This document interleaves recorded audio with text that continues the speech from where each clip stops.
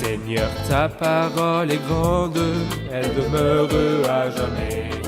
Ta parole est infaillible, rien ne peut la supprimer.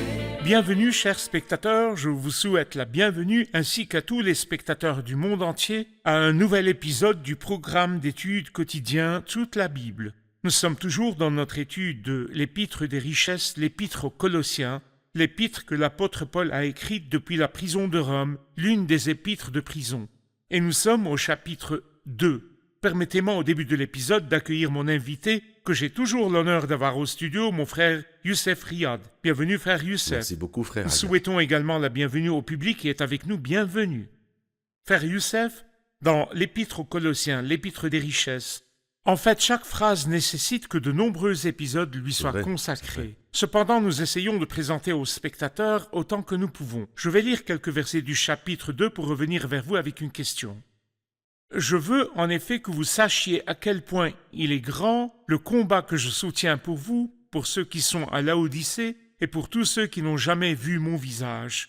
Je combats ainsi afin que, unis dans l'amour, ils soient encouragés dans leur cœur et qu'ils soient enrichis d'une pleine intelligence pour connaître le mystère de Dieu, aussi bien du Père que de Christ. C'est en lui que sont cachés tous les trésors de la sagesse et de la connaissance.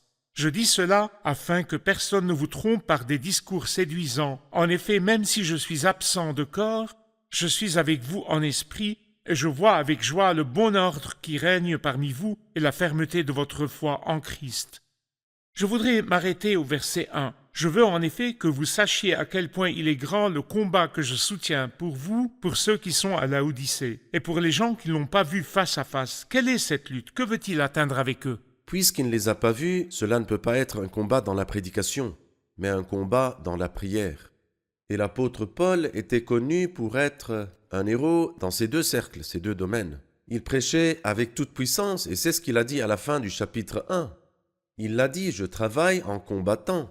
Je travaille afin de vous faire parvenir ce mystère. Mais dans le chapitre 2, il dit, je travaille dans un autre domaine, celui de la prière. Et le but du combat dans la prière était qu'ils comprennent, non seulement leur annoncer, car quel est le bénéfice de leur faire parvenir ce mystère-là dans sa grandeur s'ils ne peuvent pas vraiment le comprendre? C'est pourquoi il dit dans le verset 2, afin que, unis dans l'amour, ils soient encouragés dans leur cœur et qu'ils soient enrichis d'une pleine intelligence. Entre parenthèses, j'aimerais avoir une exhortation sur le ministère sans la prière, la prédication sans la prière et l'enseignement sans la prière. Quels en seraient les résultats sur les auditeurs? On dit que la prière et le ministère sont comme les deux ailes d'un oiseau. Sans ailes, il ne peut pas voler haut. Il est très important que le ministre serve, mais il est aussi très important qu'il sache que s'il n'y a pas de larmes semées dans le secret, il n'y aura pas de moisson. Ceux qui sèment avec larmes moissonneront dans la joie. S'il n'y a pas des prières avec des larmes dans le secret, pour ceux que nous servons, notre ministère aura vraiment très très peu de fruits. Verset 2, le but de ce combat dans la prière. Je combats ainsi afin que, unis dans l'amour, ils soient encouragés dans leur cœur et qu'ils soient enrichis d'une pleine intelligence pour connaître le mystère de Dieu, aussi bien du Père que de Christ. Eh bien, l'un des besoins, ou bien l'un des privilèges de l'Église locale est qu'elle apporte une familiarité entre les croyants, par laquelle ils s'encouragent dans une foi mutuelle. Et lorsque nous commençons, en communauté, à étudier le mystère et prier ensemble et méditer ensemble sur ce mystère, alors ceci approfondit notre compréhension. C'est pourquoi il prie qu'ils soient unis dans l'amour, qu'ils soient encouragés dans leur cœur. Une Église locale qui manque vraiment d'amour ne marchera pas. L'Église de Corinthe était riche en dons et en charismes, mais elle manquait beaucoup d'amour, c'est pourquoi il n'y avait pas de consolation. Il leur dit donc dans la deuxième épître, soyez dans la joie, travaillez à vous perfectionner, encouragez-vous, vivez en plein accord dans la paix. Le réconfort est toujours le résultat de l'amour. Et nous le disons souvent, une Église pourrait être sans dons, mais s'il y a de l'amour en elle, vous y trouverez des bénédictions, du réconfort et de la joie. Très bien. Une Église remplie de dons, mais qui est sans amour, sera vraiment sèche et sans joie. C'est très beau quand il décrit les cœurs ici en disant « unis dans l'amour ». Il y a donc familiarité et harmonie. C'est vrai. Il n'y a pas de répulsion entre les Tout à cœurs. fait. Il dit à propos du Christ dans la suite de ses paroles, c'est en lui que sont cachés tous les trésors de la sagesse et de la connaissance. Je voudrais m'y arrêter ici. Les gens de Colosse et les gnostiques se vantaient de leur connaissance et de la sagesse. Pourquoi ils se concentrent sur le Christ ici? Certains disent que ce verset parle du Christ et d'autres disent qu'il parle du mystère, le mystère dans lequel sont cachés tous les trésors de la sagesse et de la connaissance. Et bien sûr, le mystère, comme nous le savons déjà, est composé de deux éléments, le Christ et l'Église. Ainsi, le lien entre le Christ et l'Église est un mystère. Et dans ce mystère-là sont cachés tous les trésors de la sagesse et de la connaissance. Ô vous qui poursuivez des pensées de vos imaginations tordues et malades. C'est-à-dire, que produirait un esprit qui est malade? Les gnostiques ont produit beaucoup de choses dont il parlera en détail dans ce chapitre-là, parce que le cœur de cet épître est en fait le traitement des pensées gnostiques qui se sont infiltrées dans l'Église. Mais ici, il commence par dire que nous avons la personne du Christ, et nous avons le mystère qui concerne le Christ, et dans la personne du Christ et dans le mystère se cachent tous les trésors de la sagesse et de la connaissance. Nous ferons une pause et reviendrons pour répondre à une question du public. Chers spectateurs, j'espère que vous nous suivez et si vous avez une question ou une demande, veuillez nous l'envoyer et nous essayerons avec plaisir de vous aider et de répondre à vos questions. Je vous retrouve après la pause. En effet, que nous soyons juifs ou grecs, esclaves ou libres, nous avons tous été baptisés dans un seul esprit, pour former un seul corps, et nous avons tous bu à un seul esprit, car nous avons tous été baptisés en Christ, et nous avons tous bu à un seul esprit. Ceci nous conduit à l'unité dans l'Église, car nous n'avons pas été condamnés à faire l'unité dans l'Église. Il est impossible de combiner des organisations chrétiennes et s'attendre à ce que cela aboutisse à l'unité de l'Église. C'est seulement le Saint-Esprit qui fait cette unité, car il met tous les croyants en un seul corps. Cependant, il nous est demandé de garder l'unité de l'Esprit.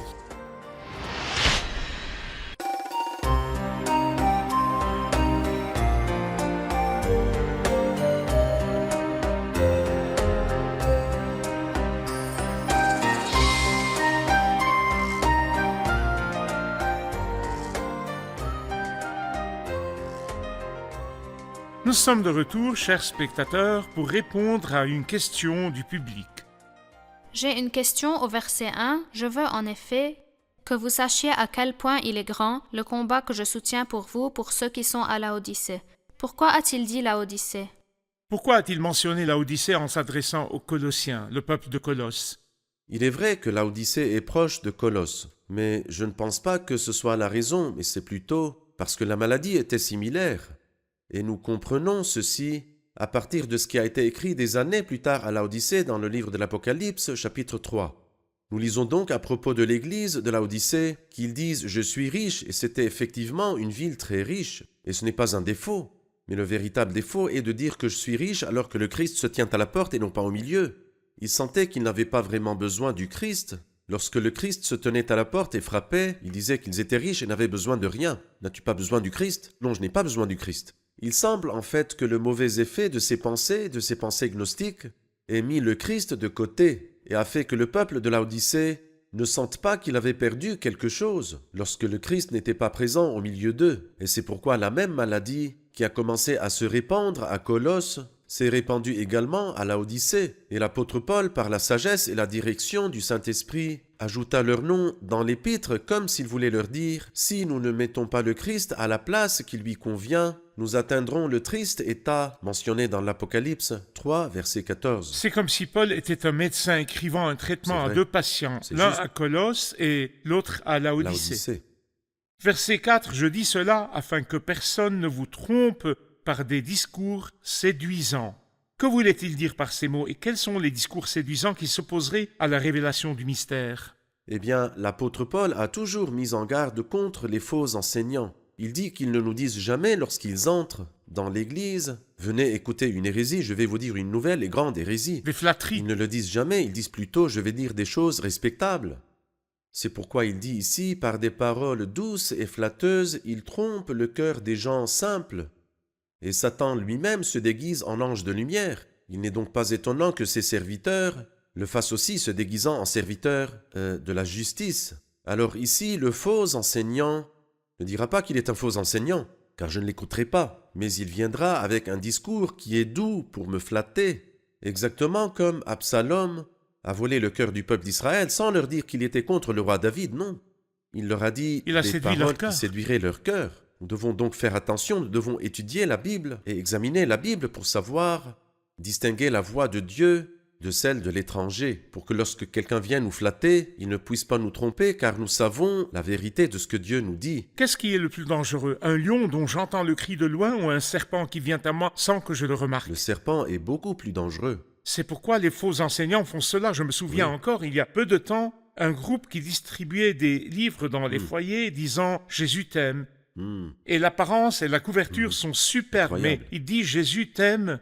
Et il ne veut pas que tu l'adores. Il a dit qu'il n'était pas Dieu, qu'il n'était qu'un simple homme. Oh, mon Ne m'adore Dieu. pas, car Oh, ceci mon est Dieu. faux. Oui, C'est ce le que font les discours témoins de séduisant. Jéhovah. Étudions la Bible ensemble. Le serpent parle, mais En par effet. des paroles venimeuses. Nous devons donc être mis en garde contre leurs propos. C'est vrai. En effet, même si je suis absent de corps, je suis avec vous en esprit et je vois avec joie le bon ordre qui règne parmi vous et la fermeté de votre foi en Christ. Il faut s'y arrêter, frère Youssef. Il n'était pas avec eux, mais se réjouissait comme s'il les voyait et s'asseyait parmi eux. Il est beau que Paul, dès le début de l'épître, se réjouisse des croyants de Colosse. Et ici, il en donne la raison. La raison est « Je vois avec joie le bon ordre qui règne parmi vous et la fermeté de votre foi. » Certains ont dit, contrairement à l'épître aux Corinthiens où il n'y avait aucun bon ordre, or ici, à Colosse, il y avait un bon ordre. Et contrairement à la Galatie, il n'y avait pas de fermeté de foi. Mais ici, leur foi était ferme, donc je vois avec joie le bon ordre qui règne parmi vous, contrairement aux Corinthiens. Et la fermeté de votre foi, contrairement aux Galates, je vois avec joie. Ainsi, Paul, qui réprimandait les Corinthiens et réprimandait aussi les Galates, ici, il fait l'éloge des gens de Colosse. Et cela nous enseigne que même s'il faut parfois reprendre, nous devons aussi, lorsque nous trouvons quelque chose de bien, Le louer. le louer. Très bien. Verset 6. Ainsi donc, tout comme vous avez accueilli le Seigneur Jésus-Christ, marchez en lui. Soyez enracinés et fondés en lui, affermis dans la foi telle qu'elle vous a été enseignée, et soyez-en riches en exprimant votre reconnaissance à Dieu. J'aimerais m'arrêter au verset 6 et 7. Oui. Allez-y. Tout comme vous avez accueilli le Seigneur Jésus-Christ, et l'accent ici est mis sur la seigneurie du Christ, nous n'avons pas seulement accueilli Jésus-Christ comme sauveur, bien sûr nous l'avons accueilli comme sauveur, mais n'oublions pas qu'il est sauveur, mais aussi Seigneur. Et c'est pourquoi, tout comme vous avez accueilli le Seigneur Jésus-Christ, marchez en lui. Quelqu'un a dit que la meilleure façon de ne pas régresser est simplement d'avancer. En faisant du vélo, si vous n'avancez pas, vous tomberez. Au vélo, il ne faut pas rester immobile. Il nous faut avancer. Et en regardant vers l'avant. Ici, il dit, tout comme vous avez accueilli le Seigneur Jésus-Christ comme étant la porte, marchez en lui comme étant le chemin. Il a lui-même dit, je suis la porte. Il a aussi dit, je suis le chemin, la vérité et la vie. Soyez enracinés et fondés en lui. Être enraciné nous rappelle l'arbre. Très bien. Pour que l'arbre porte des fruits, il faut que ses racines soient très profondes pour puiser l'eau d'en bas. Alors plus l'arbre est enraciné, plongeront de nouvelles racines vers le bas et porteront du fruit vers le haut. Et les considérant comme un édifice, il dit affermis dans la foi, c'est-à-dire qu'ils ont une base profonde et qu'ils ne sont pas emportés par tout vent de doctrine, ballottés par un mot par-ci et un mot par-là. Il y a énormément de croyants qui, lorsqu'ils écoutent un prédicateur célèbre, croient et disent Amen à chaque mot qu'il dit, croyant qu'il comprend beaucoup plus qu'eux. Emporté par tout vent de Emporté doctrine. par tout vent de doctrine. Mais ici, il dit affermi dans la foi. Ce qui veut dire que je dois m'appuyer sur la parole de Dieu et non pas sur une parole prononcée par un enseignant célèbre qui aurait une renommée, un charisme. Je marche derrière lui, peu importe ce qu'il dit, que ce soit la vérité ou une hérésie, aucune différence, non. Paul veut qu'il soit enraciné comme un arbre et affermi comme un édifice tel qu'elle vous a été enseignée et soyez-en riches en exprimant votre reconnaissance à Dieu. En fait, la vie est de plus en plus abondante et s'élève et progresse grâce à l'action de grâce. Et soyez-en riches en exprimant votre reconnaissance à Dieu. Le « en », à qui revient-il? Du Seigneur Jésus-Christ. En exprimant votre reconnaissance à Dieu, marchez en lui avec reconnaissance. Enraciné en lui, Oui, exactement. affermi en Très bien. lui, demeurant en lui. Alors, nous Exactement. abonderons en action de grâce. Très bien.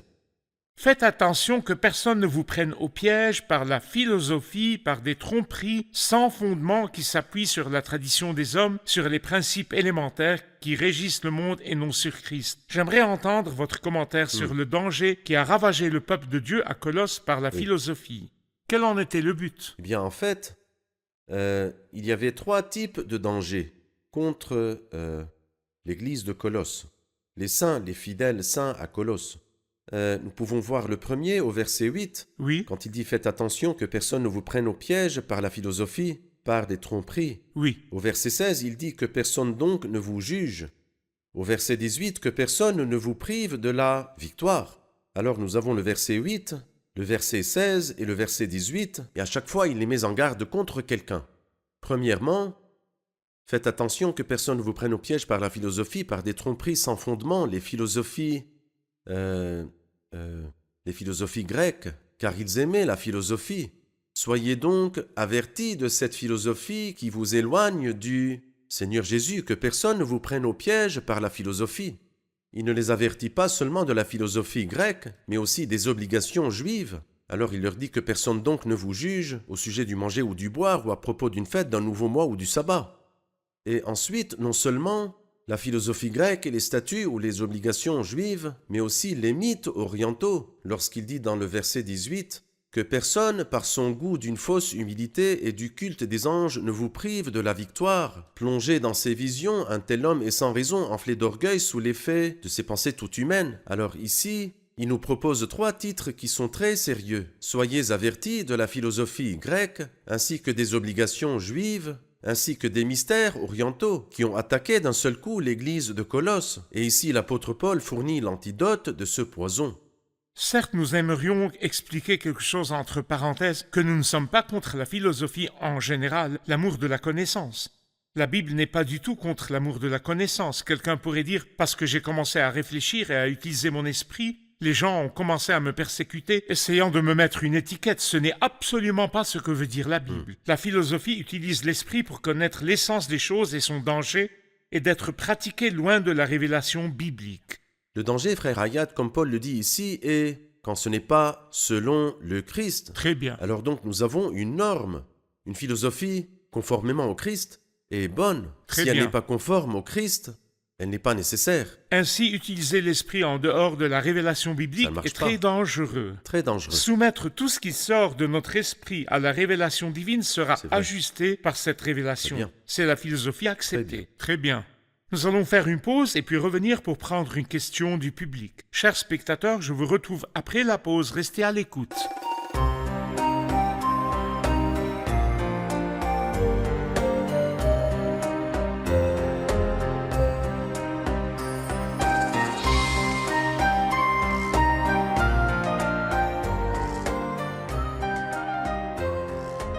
Nous sommes de retour, chers spectateurs, pour répondre à une question du public. J'ai une question. Existe-t-il actuellement une philosophie chrétienne? Existe-t-il actuellement une philosophie dans le christianisme? Le mot philosophie signifie l'amour de la connaissance. Et aimer la connaissance est une bonne chose.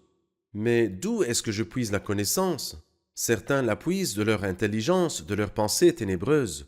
Et certains la puisent des principes élémentaires qui régissent ce monde. C'est pourquoi il dit, au verset 8, « Faites attention que personne ne vous prenne en piège par la philosophie, par des tromperies sans fondement, qui s'appuient sur la tradition des hommes, sur les principes élémentaires qui régissent le monde et non sur Christ. » Donc nous avons la norme qui est le Christ.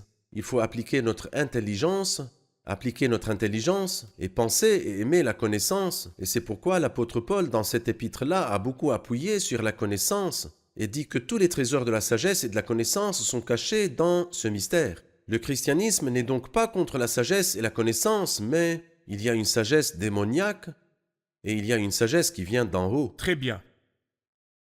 Après les avoir mis en garde contre la philosophie et la tradition humaine selon les principes élémentaires du monde et non selon le Christ, il a continué à parler du Christ et a dit au verset 9, « En effet, c'est en lui qu'habite corporellement toute la plénitude de la divinité. » Je vais m'y arrêter et j'aimerais faire une comparaison et voir s'il y a une différence entre ce verset et le verset qui est venu au chapitre 1 sur le Christ. Dieu a voulu que toute sa plénitude habite en lui. Dans le chapitre 1, verset 19, Nous lisons au sujet du Christ lorsqu'il était ici sur la terre, durant les jours de sa durant chair. les jours de sa chair. Dieu a voulu que toute sa plénitude habite en lui. Il a voulu par Christ tout réconcilier avec lui-même, aussi bien ce qui est sur la terre que ce qui est dans le ciel, en faisant la paix à travers lui par son sang versé sur la croix. Donc ici, il explique pourquoi l'expiation du Christ a une valeur infinie et pourquoi sa mort peut expier et racheter des millions de personnes. C'est parce que Dieu a voulu que toute sa plénitude habite en lui. Ce n'était pas seulement un simple homme qui a été mis à mort. Non, ce n'est pas un simple homme. Certes, c'est son humanité qui est morte, car Dieu ne meurt pas. Mais cet homme en particulier qui est mort n'était pas un simple homme, mais plutôt Dieu a voulu que toute sa plénitude habite en lui. D'accord. C'est le sens du verset 19 du chapitre 1. Mais ici, il parle de la situation actuelle. Dans la situation actuelle, après la mort et la résurrection du Christ, il dit « c'est en lui qu'habite corporellement toute la plénitude de sa Et divinité ». après son ascension aussi, alors Oui, qu'il est après au sa sommet mort, de la sa gloire. résurrection et son ascension au ciel, il parle de son état actuel. Tout d'abord, nous remarquons qu'il dit corporellement, cela signifie que le Christ a maintenant un corps, bien sûr qu'il a un corps. C'est le corps avec lequel il est né, de la bienheureuse Vierge Marie, Très bien. et a vécu avec sur la terre. Le corps qui est mort sur la croix, qui a été enterré dans la tombe, qui est ressuscité d'entre les morts, qui est monté. Le corps avec lequel il viendra une deuxième fois. Même dans ce corps-là, il n'était pas simplement un simple homme, mais toute la plénitude de la divinité habitait aussi corporellement dans cet homme qui est le Christ. Ainsi, le chapitre 1, verset 19 parle des jours de sa chair, c'était toute la plénitude de la divinité qui demeurait en lui. Avec ce corps, il est allé à la croix, et celui qui est mort, l'homme Jésus-Christ, n'était pas seulement un homme, mais c'était Dieu lui-même se manifestant dans la chair, la nature divine unie à la nature Très humaine. bien. Mais le chapitre 2, verset 9 parle de sa position actuelle. Après la mort, la résurrection et l'ascension, il a aussi un corps, et ce corps maintenant est le corps glorieux. Nous pouvons également ajouter que Paul, au chapitre 1, voulait mettre l'accent sur la valeur infinie de la croix. Pourquoi la croix a-t-elle une valeur infinie? Car celui qui est mort dessus a une valeur infinie. Cependant, ici, il voulait parler d'un autre point, à savoir que nous sommes perfectionnés. Comment sommes-nous parfaits? Il dit « C'est en lui qu'habite corporellement toute la plénitude de la divinité et vous avez tout pleinement en lui. Donc je suis en celui en qui habite toute la plénitude de la divinité. Alors de quoi d'autre aurais-je besoin pour me combler? Si je suis vraiment en lui et que lui me remplit, vous avez tout pleinement en lui. De quoi d'autre aurais-je alors besoin? Ai-je besoin d'une philosophie? Pas du Ou tout. bien ai-je besoin d'obligations juives? Pas du Ou bien tout. ai-je besoin de quelques mystères orientaux? Je n'ai plus besoin de rien. Et nous éprouvons ce sentiment de plénitude lorsque nous comprenons que nous sommes en Exactement, Christ. et c'est le sujet de Colossiens 2. Verset 10, vous avez tout pleinement en lui, qui est le chef de toute domination et de toute autorité. Il a conclu ses paroles en disant que Jésus est le chef de toute règle et de toute autorité. J'aimerais avoir un commentaire. Il est leur créateur. Comment pourrait-il ne pas être leur chef? Il a créé les anges, oui. Il a fait de ses anges des esprits et de ses serviteurs une flamme de feu. Il est le créateur des archanges, tout a été créé par lui et pour lui. En effet, c'est en lui que tout a été créé, trône, souveraineté, domination, autorité, tout a été créé par lui et pour lui, c'est pourquoi l'apôtre Paul veut ici nous montrer notre valeur, il veut parler de nous. L'apôtre Paul ici ne parle pas seulement du Christ, mais aussi de nous. Le Christ, cet homme très riche, très puissant, très grand, toute la plénitude de la divinité habite en lui corporellement, qui est le chef de toute souveraineté et de toute autorité. Vous, les simples croyants, vous êtes pleinement en lui, vous êtes perfectionnés en lui. Car un peu plus loin, il les avertira de ne Adorer pas les adorer anges. les anges. C'est Il juste. voulait donc dire à ceux qui adorent les anges que Il est plus le haut. Christ, votre chef, Oui. est au-dessus de toute domination et toute autorité et vous êtes pleinement en lui. Donc votre position est la même que la position de la tête Exactement. qui est au-dessus de tous les anges. Voyez-vous à quel point l'enseignement chrétien a été déformé quand la chrétienté s'est déviée de la Bible. C'est vrai, oui, cela a diminué la valeur des croyants C'est vrai. et même malheureusement la valeur du Tout à Christ. fait. Parfois on donne au Christ une position inférieure à celle des anges et des saints. Bien sûr. Que Dieu vous bénisse, Que le frère Seigneur vous Youssef, garde. j'apprécie vraiment cette étude avec Qu'il vous. vous bénisse. Nous irons écouter les commentaires du public. Qu'avons-nous bénéficié de l'épisode d'aujourd'hui? J'ai bénéficié de beaucoup de choses. Comme J'ai beaucoup aimé le verset « Comme vous avez accueilli le Seigneur Jésus-Christ, marchez en lui », c'est-à-dire qu'il n'est pas seulement la porte, mais aussi le chemin. J'ai aussi aimé le fait que nous devrions bien comprendre et être conscients et vigilants de ne pas croire les paroles que nous entendons afin de jouir de ce que nous avons en Christ. Aussi, et je ne peux pas ne pas le dire, L'idée que nous sommes pleinement en lui et le Christ habite toute la plénitude de la divinité et je suis en lui. De quoi Nous aurais-je n'avons besoin de plus rien que ça? d'autre. J'aime la partie dans laquelle Paul parle de la prière et du combat dans la prière, car Paul ne se souciait pas seulement de prêcher, mais il se souciait aussi de combattre dans la prière pour tous les croyants. Cela a fait que les fruits que Paul apportait étaient si nombreux, il ne parlait pas seulement aux gens, mais il parlait avec Dieu à leur sujet. Très bien. Ce que j'ai bien aimé, c'est que l'apôtre, il imite beaucoup son maître dans le ministère et comment il aime ses frères et comment lorsqu'une église a besoin d'un avertissement, il l'avertit. Et je vois aussi que quand il y a des frères comme les frères colossiens ici, qui étaient affermis et enracinés dans la vérité, il était heureux pour eux et les encourageait. C'est une bonne leçon pour nous. Très bien. Ce qui est encourageant, c'est que nous sommes pleinement en lui. De quoi avons-nous besoin, puisque nous sommes pleinement en Christ? Merci, que Dieu vous bénisse. Merci, frère Youssef, que Dieu vous bénisse.